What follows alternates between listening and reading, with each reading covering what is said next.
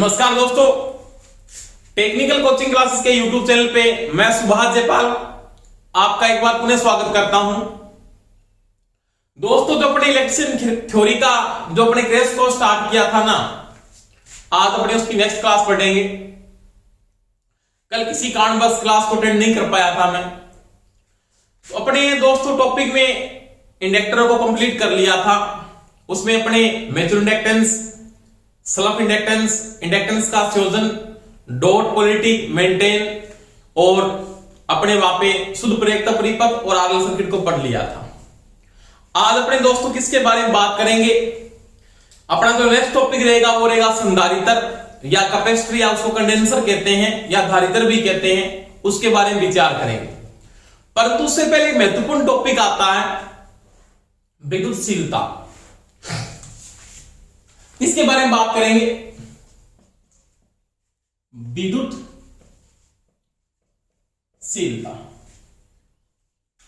परमिलिबिलिटी क्या बोलते हैं? परमिलिबिलिटी या विद्युतशीलता एक ही बात है। देखो दोस्तों, अपने बात की थी विद्युतशीलता टॉपिक आपके थ्योरी में दिया हुआ है, परंतु वो छोटा सा टॉपिक दिया हुआ है। आपको कैपेसिटर करने से पहले इस टॉपिक का पता होना चाहिए।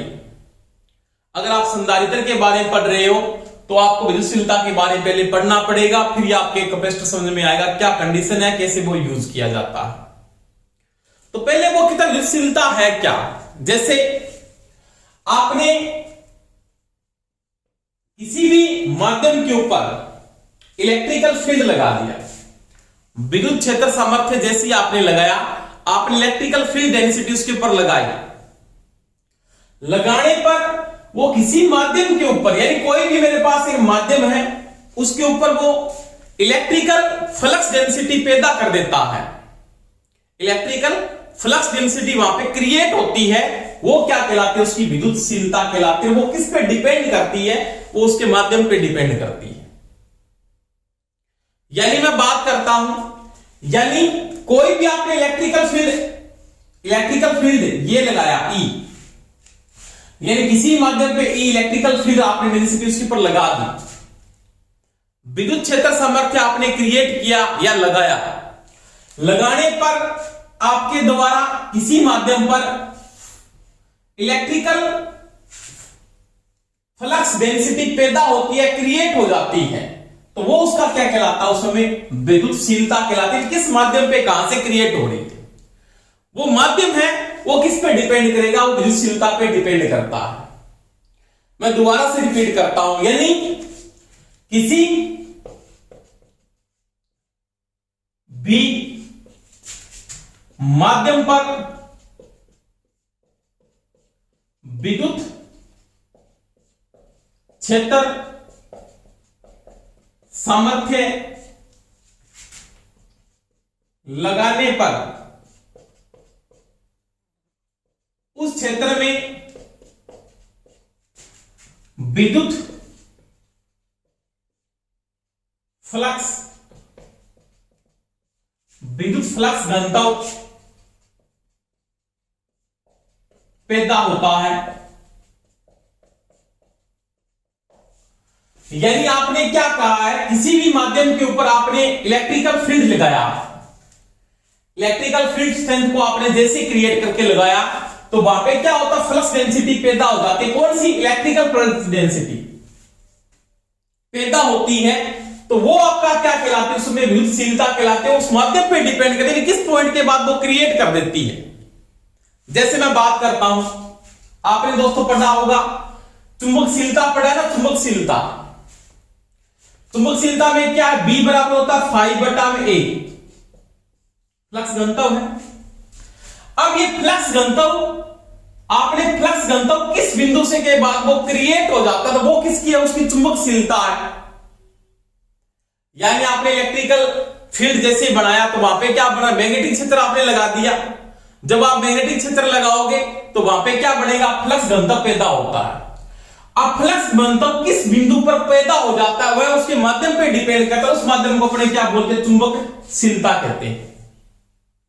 उसी प्रकार क्या है, आपने इलेक्ट्रिकल फील्ड लगाया, और वहां पे फ्लक्स डेंसिटी क्या होती है, पैदा हो जाती है, डी पैदा हो जाता है फ्लक्स डेंसिटी। कौन सी, विद्युत फ्लक्स डेंसिटी पैदा हो जाती है।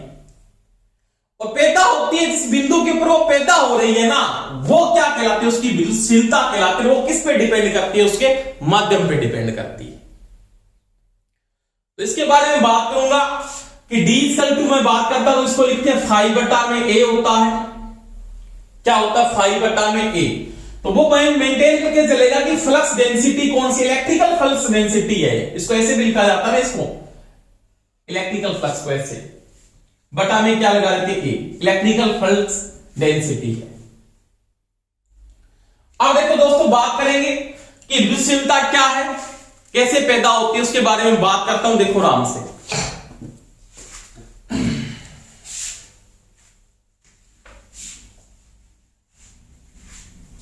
जैसे मेरे पास कोई भी दो बॉडी, आराम से समझ में आ जाएगा आपके बात। ये दो बॉडी है, मान लीजिए एक तो ये है और एक ये है। ये दो बॉडी है मेरे पास, इसको मैं Q1 मान लेता हूं इसके ऊपर, और इसके ऊपर आपने Q2 इलेक्ट्रिकल फील्ड लगा दिया। आपने दो चार्ज लगाए, एक तो Q1 लगा दे, क्या लगा दे, Q2 लगा दे। लगाने पर इन दोनों के बीच की दूरी क्या है, ये d डिस्टेंस है, यहां पे ये बीच की दूरी है इनकी डिस्टेंस। अब क्या होता है, इन दोनों के बीच में फोर्स अप्लाई हो जाता है। क्या होता है, एक फोर्स लगता है। फोर्स का मतलब दोस्तों क्या लगता है, बल। क्या लगता है, बल। यानी दो चार्ज है, दो बॉडी मान लीजिए, जैसे दो बॉडी है, इनको मैंने किसी दूरी के ऊपर रख दिया, इन दोनों पे मैंने क्या लगाया, चार्ज, इलेक्ट्रिकल फील्ड लगा दिया मैंने। और इलेक्ट्रिकल फील्ड लगाया है ना, तो इन दोनों के बीच में जैसे इलेक्ट्रिकल फील्ड लगाया, ये भी चार्ज है, ये भी चार्ज है। अगर ये चार्ज दोनों के दोनों पॉजिटिव है, यानी ये भी प्लस है और ये भी क्या है, प्लस है, यानी प्लस और प्लस का चार्ज है, तो दोनों के बीच में कौन सा बल लगता है, तो प्रतिकर्षण का बल लगेगा, रिपल्सन होगा दोनों के बीच में, प्रतिकर्षण। अगर दोनों चार्ज क्या विपरीत है, ये प्लस है, ये क्या माइनस है, तो दोनों के बीच में क्या होगा, अट्रैक्शन होगा। अट्रैक्शन का बल कौन सा बल लगेगा, आकर्षण का बल लगेगा। यहां पे कौन सा लगेगा, प्रतिकर्षण बल लगेगा, और यहां पे कौन सा बल लगेगा, आकर्षण का बल लगेगा। अब ये जो बल लग रहा है ना, ये चार्ज पे डिपेंड कर रहा है, यानी पॉजिटिव पॉजिटिव चार्ज, यानी दो चार्ज अगर समान होंगे, दो चार्ज अगर समान होंगे तो उन दोनों के बीच में रिपल्सन हो जाएगा। अगर दो असमान चार्ज होंगे तो दोनों के बीच में क्या होगा, अट्रैक्शन हो जाएगा। अब ये जो नियम समझाता है ना, उसमें कौन समझाता है, इसमें पढ़ते हैं अपने कूलम्ब का नियम। इसका नियम दोस्तों, कूलम्ब का नियम, कूलम्ब्स लॉ, इसके बारे में पढ़ेंगे, कूलम्ब्स लॉ के बारे में। यानी लगने वाला जो फोर्स है, पहली बात तो क्या कहता है ये, लगने वाला बल, लगने वाला बल दोनों आवेश पर निर्भर करता है। यानी दोनों के मध्य जो आवेश है, आवेश पे क्या करेगा, वो निर्भर करता है। यानी जो फोर्स होता है दोनों के बीच में, F समानुपाती होता है Q1 गुणा में Q2। यानी वो क्या कहता है, कूलम्ब लॉ के अनुसार दो चार्ज बॉडी है, अगर उन दोनों के बीच में जो फोर्स लग रहा है, तो वो लगने वाला जो बल है, चाहे वो अट्रैक्शन होगा, चाहे वो क्या होगा, रिपल्सन होगा, वो दोनों चार्जों के गुणनफल के क्या होता है, समानुपाती होता है। ये किसका नियम है, फर्स्ट लाइन में बोलता है, कौन बोलता है, कूलम्ब्स का लॉ बोलता है। अब देखो दो नंबर क्या कहता है, लगने वाला बल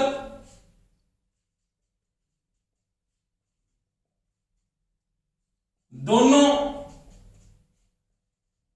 के बीच की दूरी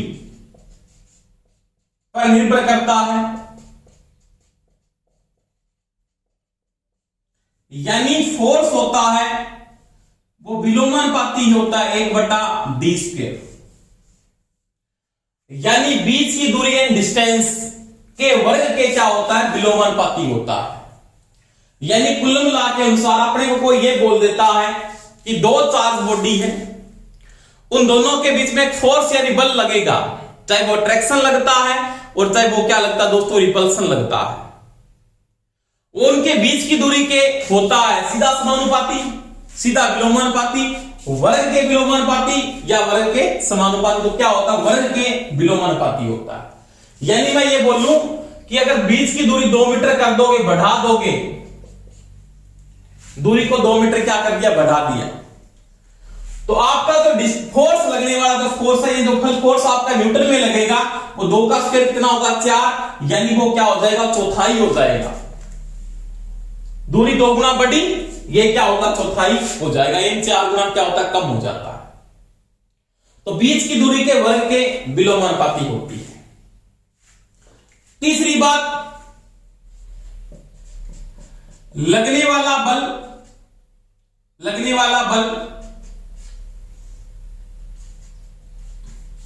दोनों आवेश के माध्यम पर निर्भर करता है, माध्यम पर निर्भर करता है। अब देखो, अब यही है ना, यही है विद्युतशीलता, बस और कुछ नहीं है। इसके बीच में यानी तो आपने फोर्स अप्लाई किए, इन दोनों के बीच का ये माध्यम है, ये माध्यम है दोनों के बीच का, ये माध्यम। अब ये माध्यम किस प्रकार का बना हुआ है, वो अपने को जो डेंसिटी क्रिएट कर रहा है वो किस पॉइंट के ऊपर कर रहा है, और वही क्या आपकी विद्युतशीलता है। क्या है, विद्युतशीलता। यानी जो ये माध्यम है वो मेंटेन करेगा कि आपका फोर्स लगेगा वो कितना लगता है, इसके माध्यम पे डिपेंड करता है। यानी माध्यम किस प्रकार का बना हुआ है, यहां पे एयर है, यहां पे अन्य कोई चीज और डाल रखी है आपने, तो उस माध्यम पे वो पदार्थ जो डाल रखा है वो उसका माध्यम है, और माध्यम का वहां पे फ्लक्स डेंसिटी पैदा करने में कितना टाइम लगता है, किस पॉइंट पे वो पैदा कर देता है, उस पे भी वो क्या करता है दोस्तों, डिपेंड करता है। अब माध्यम क्या होता है, तो माध्यम होती है यहां पे विद्युतशीलता। क्या होती है, विद्युतशीलता।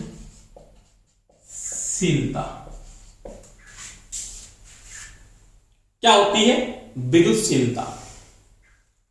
अब देखो, विद्युतशीलता है उसको किससे लिखा जाता है, क्या होती है, उसके बारे में बात करता हूं। यानी ये माध्यम किस प्रकार का है, किस पॉइंट के ऊपर ये फ्लक्स डेंसिटी क्रिएट कर देगा, वो क्या कहलाएगी, उसकी विद्युतशीलता कहलाएगी। तो इसके बारे में पढ़ेंगे। अब देखो, इसका जो फोर्स होता है ना, लगने वाला बल, अंतिम कंडीशन में जो फोर्स आता है कूलम लॉ के अनुसार F बराबर लिखा जाता है Q1 गुणा में Q2 बटा 4 पाई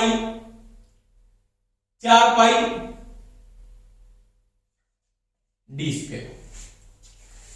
Q1 गुणा में Q2 4 पाई बटा d² के बराबर होता है। ये जो फोर्स होता है वो इस बात पे क्या करता है, डिपेंड करता है, और इसके साथ लिखा जाता है ऑप्शनल अनोड, ऑप्शनल आर।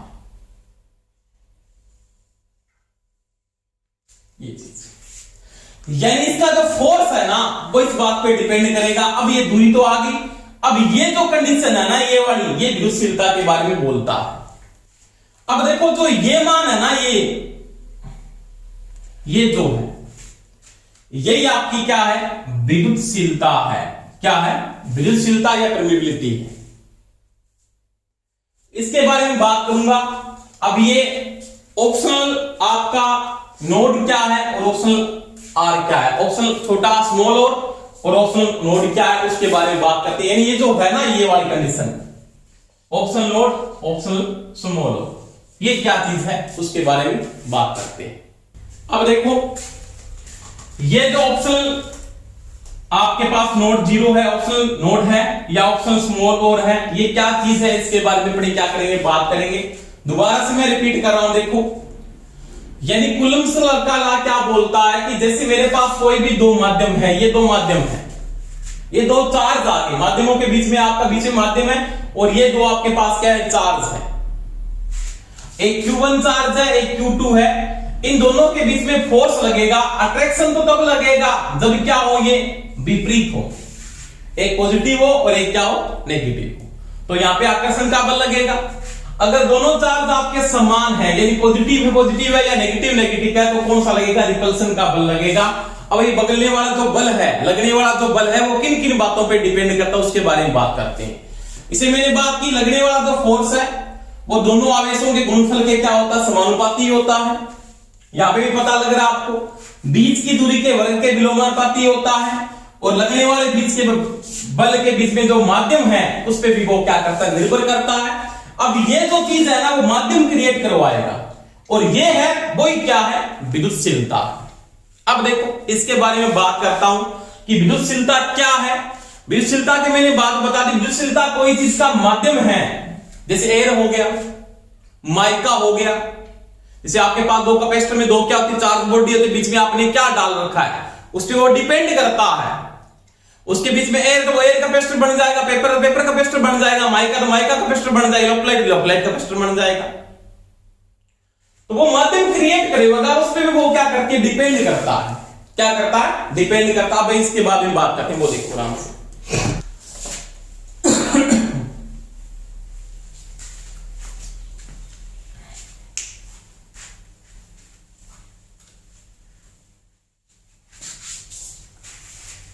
अब देखो आपने क्या पढ़ा, कूलम के अनुसार एक बराबर क्या था, तो वो था Q1 गुणा में Q2 बटा 4 pi D square. Option load, option क्या था, R था। ये इसका फोर्स आएगा तो किस में आता है दोस्तों, न्यूटन में आता है। किस में आता है, न्यूटन में। अब देखो इसमें बात कर रहे थे अपने, यानी ऑप्शनल नोड क्या है और ऑप्शनल R क्या है, स्मॉल और इसको बोलते हैं। अब तो ये है ना, ये वाला चीज, ये तो है आपकी निर्वात, क्या बोलेंगे, निर्वात या फ्री स्पेस है, कोई भी फ्री माध्यम है, यानी फ्री स्पेस है। तो निर्वात की क्या है, ये तो विद्युतशीलता है, निर्वात की विद्युतशीलता, ये तो यानी फ्री स्पेस की या वायु इक्विवेलेंट मेंटेन होकर चलती है, निर्वात की विद्युतशीलता। ये तो इसको ऑप्शन नोट से लिखा जाता है। और ये क्या चीज है, तो ये है इसके सापेक्ष विद्युतशीलता, विद्युतशीलता। इसका मात्रक तो होता है फ्रेड प्रति मीटर, फेराड प्रति मीटर, परंतु इसका कोई मात्रक नहीं होता, क्योंकि इसके सापेक्ष इसका मान ज्यादा आएगा या कम आएगा, यानी इसके सापेक्ष इसका जो मान आएगा वो कम या ज्यादा आएगा, वो डिपेंड करेगा। जैसे अपने देखे चलते हैं, निर्वात की मैंने लिखाई है आपको विद्युतशीलता, और निर्वात की जो विद्युतशीलता का मान होता है ना, इसका मान वो होता है 8.854 इंटू 10 की पावर -12 फेराड प्रति मीटर होता है। ये आधार है एक प्रकार का। अब इसका ये आधार है, इस बिंदु पे क्रिएट हो जाएगा। अब इस आधार से इसका मान ज्यादा आ रहा है या वो कम आ रहा है, अपेक्षा की जा रही है। अगर इससे ज्यादा आएगा या कम आएगा, कि जो सापेक्ष विद्युतशीलता है वो इसके साथ, इस आधार के साथ मेंटेन होगा, यानी इसका मान इससे ज्यादा आएगा या कम आएगा वो बताएगा। अब देखो इसके बाद में बात करता हूं, ये ऑप्शनल किसके बराबर है, दोनों का गुणनफल है। अब देखो ये जो चीज है ना, ये है वास्तविक विद्युतशीलता, वास्तविक विद्युतशीलता यानी कितनी हो रही है, इन दोनों के गुणनफल के बराबर होती है। अगर मैं इसका मान ज्ञात करूं, जैसे सापेक्ष कितनी होगी, तो क्या हो जाएगा, ये इसका गुणा वाला किसमें चला जाएगा, भाग में, वास्तविक बटा में आधार। ये वास्तविक थी और ये क्या है, आधार है। ऑप्शन जो नोड है वो क्या आपकी आधार लिया गया था, वो किसका है, निर्वात का या फ्री स्पेस का है, और ये क्या है, वास्तविक है, और ये क्या है, सापेक्ष है। तो ये दोस्तों किसकी बात की, विद्युतशीलता की बात की। विद्युतशीलता क्या है, वो किसी माध्यम पे डिपेंड करता है, वो माध्यम कब वो फ्लक्स डेंसिटी क्रिएट करवा रहा है। जैसे मैंने किसी माध्यम के बीच में, जैसे मेरे पास इलेक्ट्रिकल फील्ड डेंसिटी जैसे मैं लगा रहा हूं, तो वो आपके अंदर, जैसे इसकी मैंने बात की, जैसे आपने इलेक्ट्रिकल फील्ड लगाया तो वो माध्यम के ऊपर कब फ्लक्स डेंसिटी पैदा कर देता है, इलेक्ट्रिकल फ्लक्स डेंसिटी कब पैदा कर देता है, वो उस माध्यम पे डिपेंड करते रहो। माध्यम क्या कहलाता है आपका, विद्युतशीलता कहलाता है। अब यहां पे मैंने 3 बातें बताई है। एक तो निर्वात की विद्युतशीलता, वो किस में आएगी, फैराड प्रति मीटर में आती है। ये भी वास्तविक किस में आएगी, वो फैराड प्रति मीटर में आएगी ना, क्योंकि गुणा करें इसका मतलब ये भी किस में आएगी, फैराड प्रति मीटर में आएगी। और ये क्या है, इसका आधार लिया गया है सापेक्ष का, मतलब ये इसके आधार से ज्यादा आ रही है कम आ रही है, इसका कोई मात्रक नहीं होता, कोई मात्रक नहीं है, ये चीज का ध्यान रख लेना। इसका तो मात्रक होगा ना वास्तविक का, इसका तो क्योंकि गुणा है तो वो किस में आएगा, फैराड प्रति मीटर में ही आएगी, ये भी फैराड प्रति मीटर में ही आएगी। ये चीज का थोड़ा ध्यान रखना। अगर आपको कोई ये पूछ लेता सापेक्ष विद्युतशीलता की इकाई होती है, यूनिट होती है, कुछ नहीं होती, क्योंकि उसके द्वारा ये बताया जा रहा है उससे कम आएगा या ज्यादा आएगा, तो वह सापेक्ष की एक प्रकार का अनुपात लिया जा रहा है उसके साथ, किसको आधार मानकर, निर्वात को मानकर। अब देखो वास्तविकता होता है फैराड प्रति मीटर, इसका भी फैराड प्रति मीटर होता है। ये कंडीशन आने के बाद आप इसके बाद में बात अगर नोट करता हूं तो उसके बाद पढ़ेंगे। इसके बाद में बात करता हूं इसी के अंदर इलेक्ट्रिकल विद्युत क्षेत्र सामर्थ्य, विद्युत क्षेत्र सामर्थ्य, electrical field density, E equal to लिखा जाता है F बटा Q होता है, F बटा में Q। E इक्वल किस में आता है, तो न्यूटन प्रति कूलम, कूलम या कूलम एक ही बात है। यानी इकाई आवेश में उत्पन्न होने वाला बल क्या कहलाता है, इलेक्ट्रिकल फील्ड स्ट्रेंथ या सामर्थ्य, यानी विद्युत क्षेत्र सामर्थ्य, विद्युत क्षेत्र सामर्थ्य, सामर्थ्य। अब देखो ये इलेक्ट्रिकल फील्ड है, अब इसको इसके अंदर यूज कर रहा हूं मैं, इसमें डाल रहा हूं इसको, किस प्रकार से इसको यूज किया जाएगा तो वो देखो आराम से।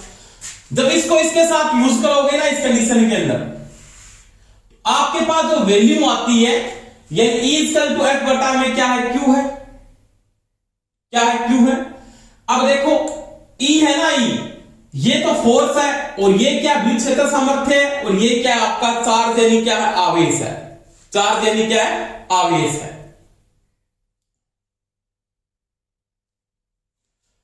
अब E इक्वल टू मेरे को मान मेंटेन करके चलना है कि वैल्यू किसके बराबर आती है, तो मैं E बराबर क्या लिख सकता हूं, यानी फोर्स किस जगह किस जगह ये मान लिख सकता हूं। तो आपका जो इलेक्ट्रिकल क्षेत्र सामर्थ्य जो प्राप्त होता है वो किसके बराबर होता है उसके बारे में बात करते हैं, देखो आराम से। तो मैं E इक्वल टू क्या लिखूंगा, E इक्वल टू लिखा जाएगा F की जगह आपको वैल्यू ये दिया, Q से Q कट जाएगा तो आपको बचेगा ऊपर Q बटा 4 पाई D square, optional load, optional क्या होगा R, यानी ये इसके क्या होता है, बराबर होता है, किससे आया, इन दोनों सूत्रों से।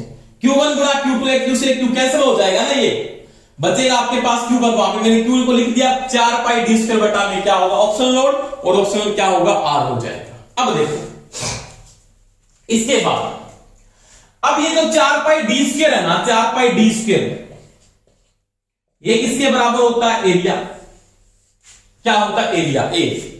तो यहां पे मैं लिख सकता हूं E इक्वल टू Q बटा A इंटू में ऑप्शनल लोड, और ऑप्शनल क्या हो गया, R, समझ लो एक ही बात। अब देखो इलेक्ट्रिकल फील्ड सामर्थ्य, ये विद्युत क्षेत्र सामर्थ्य किसके बराबर आ जाता है, तो इसको मैं आगे क्या लिखूंगा, E इक्वल टू लिख सकता हूं Q बटा में A इंटू में 1 बटा ऑप्शनल लोड, ऑप्शनल क्या हो जाएगा, R। अब देखो ये क्या है, ये भी मैंने बात की थी, ये क्या है, विद्युत फ्लक्स घनत्व, इसको किससे लिखते हैं, D से प्रेजेंट करते हैं। D इक्वल टू क्या लिखा जाता है, तो D बराबर होता है Q बटा में A। तो देखो ये तो क्या है, विद्युत फ्लक्स घनत्व। देखिए इसके बाद में बात करता हूं चुंबकीय फ्लक्स घनत्व अलग होता है, चुंबकीय फ्लक्स घनत्व ये होता है B बराबर फाई बटा, ये तो अलग चीज है।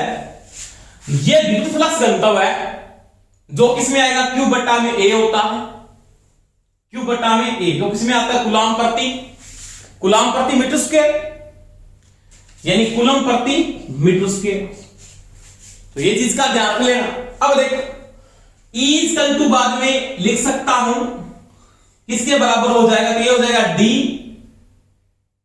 इंटू में ऑप्शन लोड, ऑप्शन क्या हो जाएगा R के बराबर। तो ये क्या होगा E इक्वल टू, यानी इलेक्ट्रिकल फील्ड सामर्थ्य या विद्युत क्षेत्र सामर्थ्य के बराबर क्या होता है, ये कंडीशन आ जाती है। अब देखो आपके पास चार्ज लगाया, आपने चार्ज को रिप्रेजेंट किया, तो मैं D बराबर क्या लिख सकता हूं, तो D बराबर ये भी होता है, ये चीज का भी ध्यान रख लेना आप। D इक्वल टू इसके साथ एक गुणा में आ जाती, इसको लिख सकता हूं E into option naught, option क्या होगा R। तो ध्यान रखना दोस्तों, जो विद्युत फ्लक्स घनत्व है वो इस विद्युतशीलता के भी क्या होता है, समानुपाती होता है। वो किस पे डिपेंड करता है, वो माध्यम पे डिपेंड करता है। अगर उसकी माध्यम की स्ट्रेंथ ज्यादा आ रही है तो ये भी ज्यादा होगा।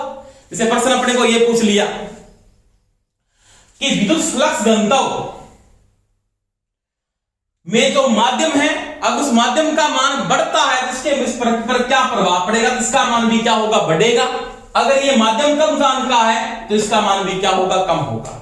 ये नॉर्मल सी बात ये पूछ लेता है कि विद्युतशीलता का मान जब बढ़ाया जाए, विद्युतशीलता का मान जब बढ़ाया जाए तो उसकी फ्लक्स डेंसिटी, विद्युत फ्लक्स डेंसिटी पे क्या प्रभाव पड़ेगा, तो ये क्या होता है, बढ़ता है। क्योंकि ये चीज क्या है, इसको ये भी लिख सकता हूं ना आगे में ऑप्शनल। क्यों, क्योंकि आपने पढ़ा है ऑप्शन इक्वल टू क्या था, ऑप्शन इक्वल टू क्या था, यहां पे देता हूं ऑप्शन इक्वल टू था ऑप्शन नोड, ऑप्शन क्या था R था। तो ये विद्युतशीलता और इसके ये क्या होता है दोस्तों, समानुपाती होता है। अगर विद्युतशीलता बढ़ेगी ना तो उसके साथ क्या बढ़ेगा, विद्युत फ्लक्स घनत्व भी बढ़ेगा। ये चीज का ध्यान रख लेना।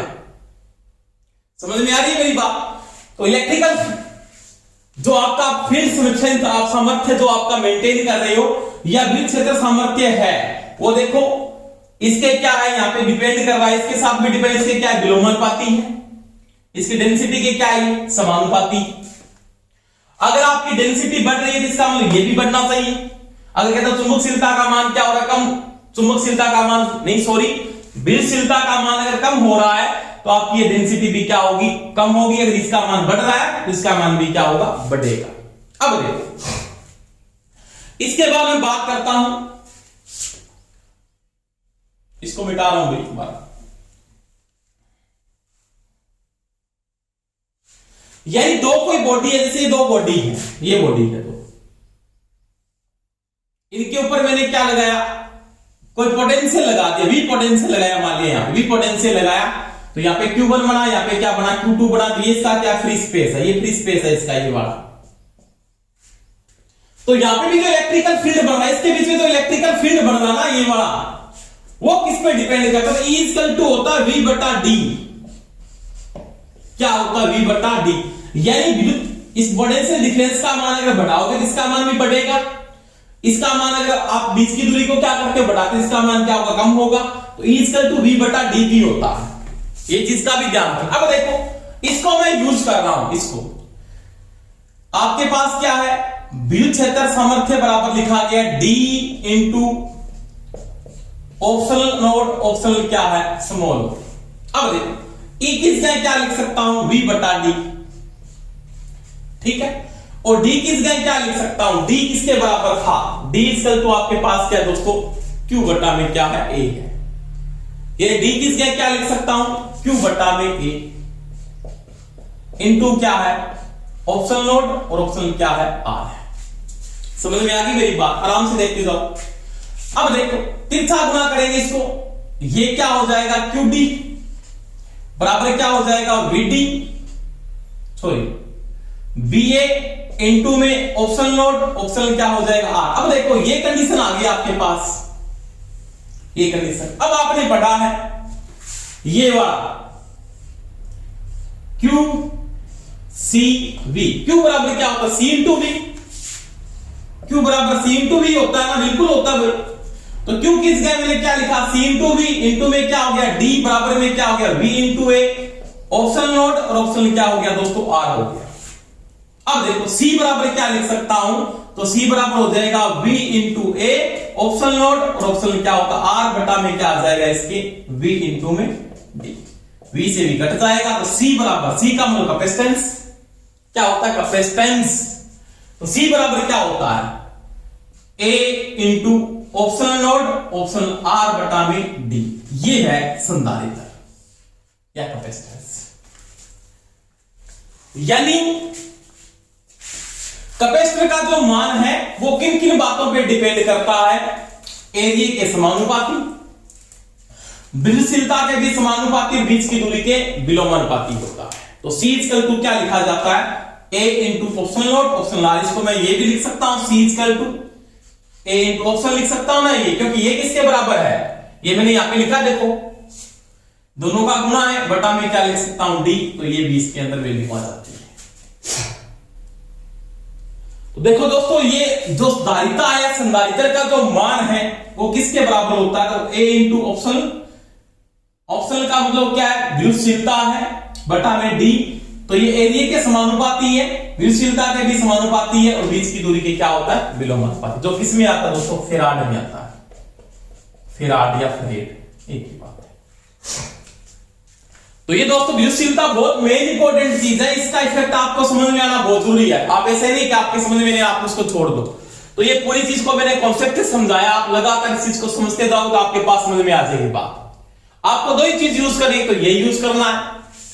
एक मैंने डेंसिटी बताई थी आपको, ये विद्युत फ्लक्स डेंसिटी की बात कर रहा हूं, क्यू बटा में ये होता है कूलम प्रति मीटर स्क्वायर में आता है। ये चीज का ध्यान लेना, कूलम प्रति मीटर स्क्वायर में आती है। समझ में आ गई मेरी बात? इसके बाद देखो, अब देखो इसके बाद मैं बात करता हूं, तो आपका जो कैपेसिटेंस है, कैपेसिटेंस की मान है, धारिता का जो मान है वो किन किन बातों पे डिपेंड करता है, उसके बाद में बता देता हूं। देखो पहली बात इसके अंदर देखो, C समानुपाती है किसके? एरिया के। यानी प्लेटों का अगर एरिया बढ़ाओगे, जैसे कैपेसिटर है, ये मान लिया कैपेसिटर होगा, आपके पास दो चालक बॉडी होगी, इनका जो ये एरिया है, ये एरिया, इनका जो एरिया आ रहा है ना, एरिया उनके क्या होगा? ये समानुपाती है। 2 नंबर बात करता हूं, बीच की दूरी के विलोमानुपाती। C बीच की दूरी के क्या है? विलोमानुपाती है। इस डिस्टेंस में, इसलिए जो डिस्टेंस है ना, ये बीच वाला दोनों प्लेटों के, इसके क्या है? ये विलोमानुपाती। तीसरी बात, C समानुपाती है विद्युतशीलता के। यानी तो ये माध्यम है ना, ये माध्यम किस प्रकार का स्पेस है बीच के अंदर? ये माध्यम, और ये जो माध्यम है ना, वो क्या है? विद्युतशीलता है। क्या है? विद्युतशीलता है। अब ये माध्यम किस प्रकार का? जैसे मैं बात करता हूं, निर्वात का माध्यम क्या होता है? बहुत कम। माध्यम की जो विद्युतशीलता का मान बहुत कम होता है, जो अपने आधार मान के चले। जैसे वायु का क्या मान के चलते हैं? आधार बना गया, उसको एक मान के चलते हैं। उसके ज्यादा से माइका वाला, तो माइका डाल के, तो माइका में क्या विद्युतशीलता का मान ज्यादा होगा, कैपेसिटेंस का मान क्या होगा? बढ़ेगा। इलेक्ट्रोलाइट डाल के जिसका मान बढ़ेगा, जिसका मान भी क्या होगा? बढ़ेगा। तो वो माध्यम में किस प्रकार का पदार्थ आप यूज कर रहे हो? जैसे आपने इसमें कंडक्टर डाल दिया, अगर आपको कोई ये बोल देता है कि दो चालक प्लेटों के बीच में मैं चालक को यूज कर देता हूं, तो क्या होगा? अनंत हो जाएगा कैपेसिटेंस, कोई चार्ज डिपेंड नहीं कर पाएगा, उसकी विद्युतशीलता क्या हो जाएगी? अनंत। एक कंडक्टर की भांति काम करना शुरू कर देगा, फिर वो चार्ज को स्टोर नहीं कर पाएगा, वो चार्ज को स्टोर नहीं कर पाता है। तो ये दोस्तों इसका माध्यम है, बहुत इंपॉर्टेंट चीज है, इसको आपको ध्यान रखना है। कई जगह मैंने बताया है कि इसका विद्युत फ्लक्स गंतव्य पे भी मेंटेन करता है, इसका डिपेंड करता है, उसके भी वो समानुपाती होता है, कैपेसिटेंस के भी ये क्या होता है? समानुपाती होता है। परंतु इलेक्ट्रिकल फील्ड है ना, इसके क्या रखा था मैंने? इसको विलोमानुपाती बताया था, इसमें पहले बात की था, E = बताया था। अब देखो इसका एक चीज पे और भी प्रभाव होता है, वो देखो आराम से।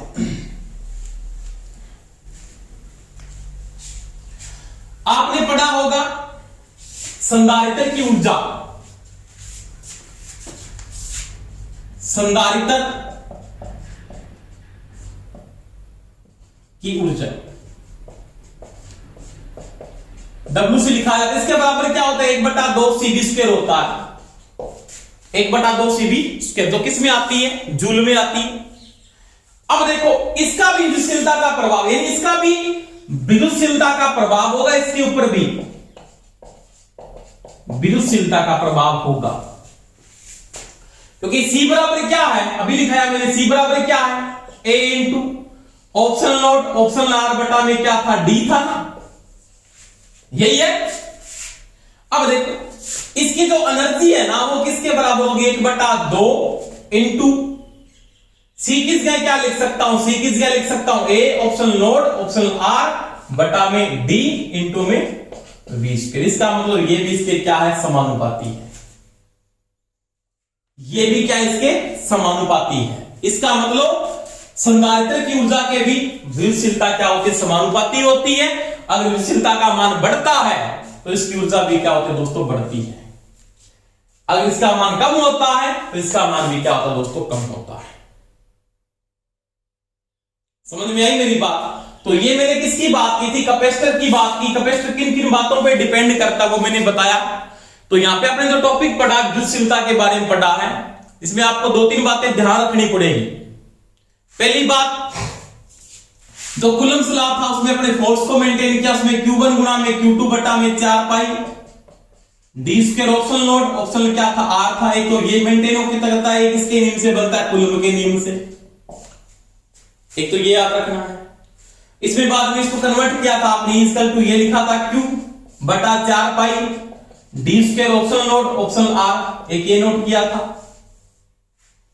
इसके बाद आपने इक्वल टू ये भी लिखा था, इसको इस चीज को आगे हल करने के लिए आपने इसमें कन्वर्टिंग किया था, किसके बराबर कन्वर्ट किया था, तो वो आपने वहां पे क्या लिखा था, बटा में Q, ये भी लिखा था, जो किसमें आया था, मैंने इसकी बात भी की थी, ये किसमें आता है, तो वो आता है न्यूटन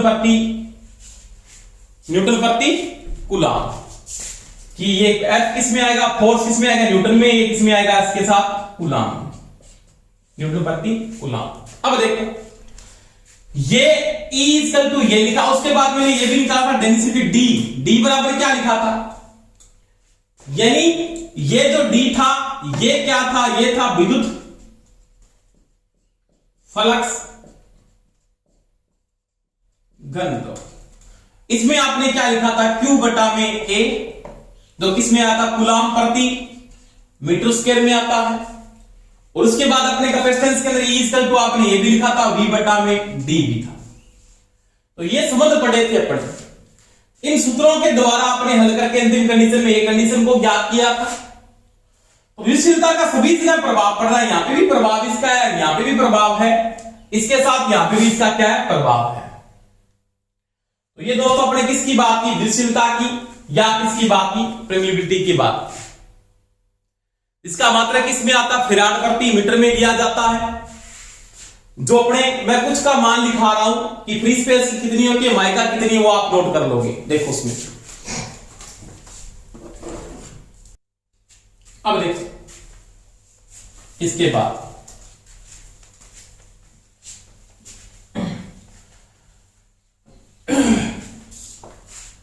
देखो बात करेंगे विद्युतशीलता की।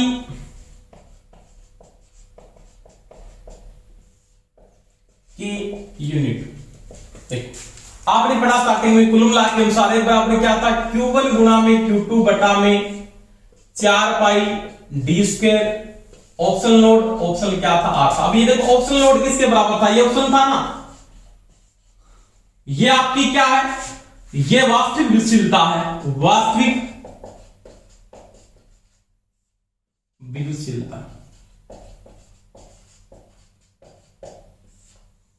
ये क्या है, निर्वात या फ्री स्पेस की विद्युतशीलता, निर्वात की विद्युतशीलता, जिसका मान भी मैंने आपको लिखाया था पीछे, कितना होता है 8.854 इंटू 10 की पावर -12 फैराड प्रति मीटर। और ये क्या है, सापेक्ष विद्युत सीधा। अब देखो, यानी इसकी जगह मैं ये लिख सकता हूं, इसका मतलब मैं ये लिख सकता हूं फोर्स इक्वल टू Q1 गुणा में Q2 बटा में 4 pi D square option.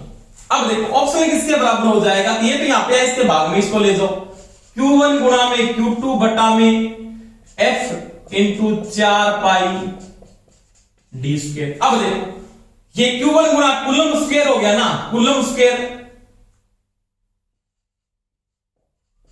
Coulomb का स्क्वायर बटा न्यूटन डी स्क्वायर, इसका मतलब मीटर स्क्वायर। इसका मतलब ये इकाई भी आपको याद रखनी है। तो इसकी इकाई क्या है, कूलम स्क्वायर न्यूटन गुणा मीटर स्क्वायर, ये भी होती है। अब देखो इसको और क्या लिख सकते हो आप, और आपके पास जो वैल्यू आ रही है वो किसके बराबर होती है उसकी बात करते हैं। वो देखो, एक आपने ज्ञात किया था C इक्वल टू लिखा था A इंटू ऑप्शनल बटा में क्या था, D था। अब मेरे को किसका मान निकालना है, ऑप्शन का, इसका मान निकालना, गतिशीलता का मान निकालना है, किसके बराबर हो जाएगा, तो ये हो जाएगा epsilon equal to C into में D बटा A। अब ये कैपेसिटेंस का मान किसमें आता है, फैराड में, किसमें आता है, फैराड में। D किसमें आएगा, मीटर में, और ये क्या आएगा, मीटर स्क्वायर। मीटर स्क्वायर का मतलब क्या हो गया, मीटर से 1 मीटर कट गया, इसका मतलब क्या होता है, इसका मतलब फैराड प्रति मीटर। तो आपकी वास्तविक गतिशीलता का मात्रक क्या, फैराड प्रति मीटर, और इसका भी क्या है, निर्वात का मात्रक फैराड प्रति मीटर, पर इसका मात्रक नहीं होता, इसकी कोई यूनिट नहीं, ये चीज का ध्यान रखना। तो ये दोस्तों गतिशीलता की मैंने यूनिट की बात की, कैसे बढ़ गई, दोनों को याद रखना है। ये भी सही है, कूलम स्क्वायर बटा न्यूटन इंटू मीटर स्क्वायर, ये ऑप्शन भी दे सकता आपको, वो कहां से है मैंने बता दी है, और आपको ऑप्शन वो ये दे सकता है। ये दोनों ऑप्शन सही है, ये भी ऑप्शन सही है आपका ए, और बी भी ऑप्शन आपका बिल्कुल क्या है, राइट है। ये चीज का ध्यान रखना, यानी मैं लिख सकता हूं 1 फैराड प्रति मीटर बराबर क्या होता है, coulomb square into newton metre square, ये इसके बराबर है, एक ही बात है। इसके बाद देखो कुछ की मैं इकाई लिख रहा हूं, जो उसको नोट करना है वो देखो आराम से। देखो इसके बाद बात करते हैं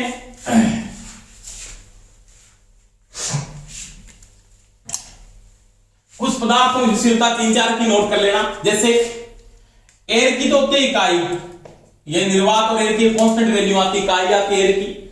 उसके बाद आती है माइका, माइका की होती है 2.5 से 7.5 तक। और उसके बाद आता है पेपर, पेपर की होती है 2.5, और उसके बाद आता है कंडक्टर, क्या आता है, कंडक्टर यानी चालक, इसकी होती है अनंत, इन्फिनिटी। यानी कंडक्टर डाल के उसकी जो गतिशीलता है वो अनंत हो जाएगी, इसके कारण आप आवेश या चार्ज को स्टोर नहीं कर सकते। तो ये दोस्तों आज अपने जो बात की है इसके बारे में बात की, गतिशीलता के बारे में बात की। क्रम से टॉपिक को लिख के नोट्स बना के नोट करके देख लेना, और सभी टॉपिकों को क्रम से नोट्स बनाते जाएं। धन्यवाद दोस्तों। क्लास अच्छी लगती है तो सभी लाइक करें, शेयर भी क्या करो। Thank you, best of luck.